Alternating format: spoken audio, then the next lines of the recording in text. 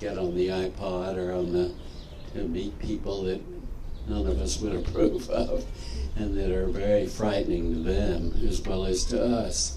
And so I think we've got to be very, very careful about how we expose them right from the first. And I really don't think before 2 years of old they ought to be exposed to any TV.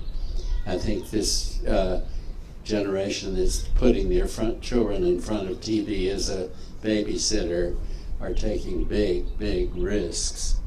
And so I would not do that. And I think by the time they're 2 or 3, 1 hour is plenty. And if you give them that much, I think you ought to be sure you control what kind of TV they're watching. It ought to be quiet, gentle, not exciting and not overstimulating. And I always recommend that you should be there both at the beginning, at the end of that hour, maybe several times in between, and say, how are you doing? What does it mean to you?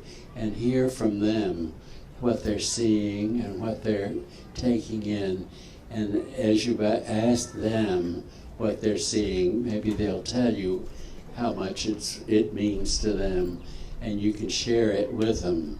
And as they get older and older, I would try to be there as much as you could with them. And I think you've got to limit them as they get older to what they watch and what they've got. And it's very hard to do. I just want to add, since we're here in Los Angeles, that we don't want to say anything bad about the entertainment industry. There was a study that also was done at the University of Washington where they took old data and they looked at numbers of hours a day of television watched by children between birth and 3 years of age, and then looked at symptoms of ADHD at age 7, and they found that there was a correlation. I think it was over 3 hours a day of television coordinated with an increased likelihood of ADHD symptoms later on. Now, it's not clear that it's causally related, but they hypothesized that it might be for the very reasons that you mentioned. But what they also found was that children of mothers who were depressed during those ages also watched more TV. And it may have been just because they did not have the energy to be there. So it may be that that also is a factor connected with the children's outcome later on.